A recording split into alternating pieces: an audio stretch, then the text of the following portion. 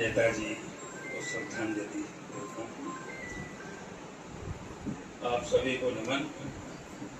अमित जी को विशेष रूप से मैं प्रशंसा करता हूँ कि वो 24 वर्षों से निरंतर इस कार्य में लगे हुए हैं और मुझे विश्वास है कि अब वो समय आ गया है जब उनको उस कार्य में सफलता मिलेगी। हम सभी लोगों की शुभकामनाएं उनके साथ हैं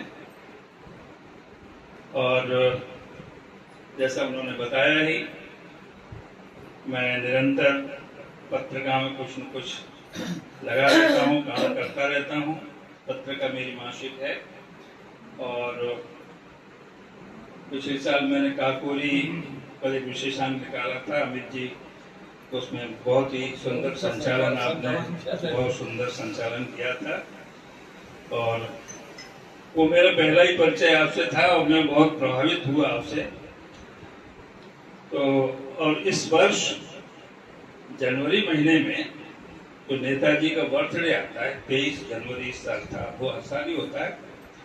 23 जनवरी इस बार ऐसा एक दिन था, सरस्वती पूजा उसी दिन थी, नेताजी का बर्थडे उसी दिन था और निराला जी का जन्मदिन उसी दिन था।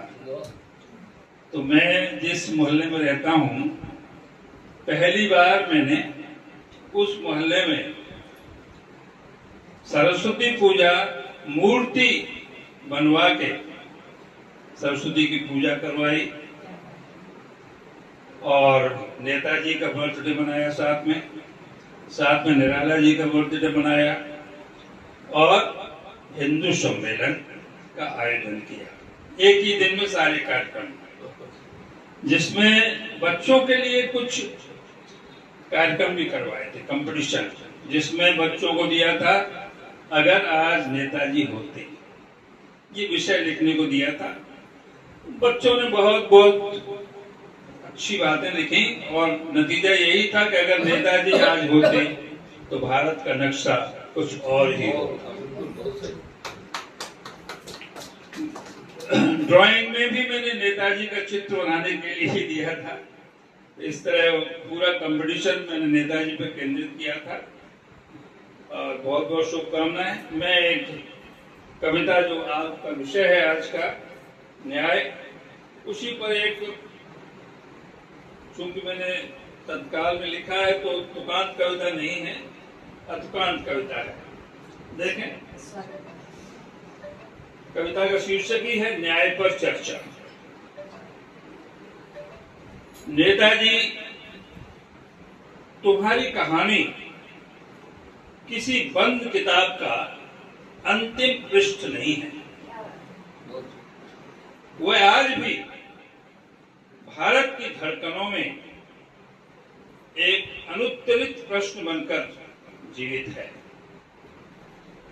कहा गया, तुम विमान दुर्घटना में हमसे दूर चले गए, लेकिन इतिहास की गलियों में तुम्हारे पदचिन्ह आज भी पूछते हैं, क्या सचमुच तुम चले गए? रैंकोजी मंदिर की शांत दीवारों के बीच जो अवशेष हैं, वे केवल अस्थियां नहीं, एक राष्ट्र की जिज्ञासा है, एक बेटी की प्रतीक्षा है और करोड़ों भारतीयों के मन में ठहरा हुआ एक प्रश्न। हम किसी पर आरोप नहीं लगाना चाहते, हम किसी कथा को अपमानित भी नहीं करना चाहते, हम केवल सत्य चाहते हैं। क्योंकि जिस देश ने तुम्हें नेताजी कहा, उसे यह जानने का अधिकार है कि उसका सेनानी कहां गया।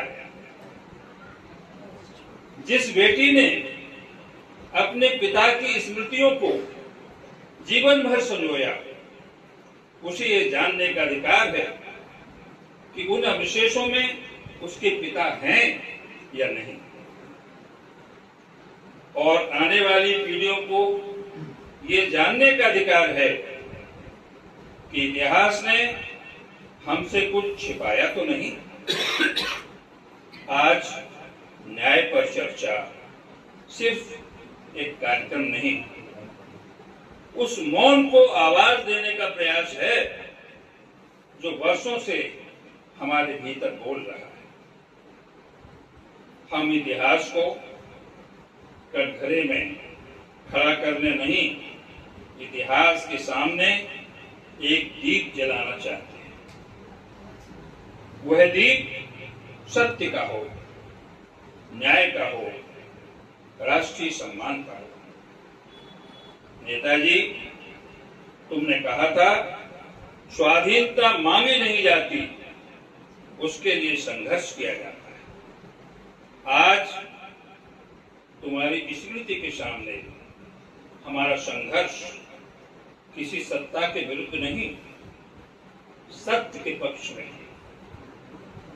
हम चाहते हैं तुम्हारे नाम के साथ कोई प्रश्न चिन्ह ना हो।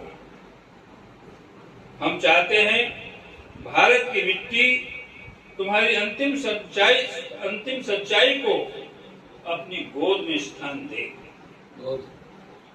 और यदि सत्य कुछ और है तो वह भी निर्भीक होकर सामने आए, क्योंकि सच्चा राष्ट्र अपने नायकों की कथा को कल्पनाओं में नहीं, सत्य में सुरक्षित रखना चाहता है। आज हम हाथ जोड़कर इतिहास से पूछते हैं, नेताजी तुम कहां हो? और समय से कहते हैं अब मौन बहुत हुआ, अब सत्य सामने आए, अब न्याय की आवाज दूर तक जाए, क्योंकि नेताजी केवल एक व्यक्ति नहीं, वे भारत के स्वाभिमान का वह अध्याय है जिसे अधूरा छोड़कर हम भविष्य की ओर नहीं बढ़ सकते। जय हिंद।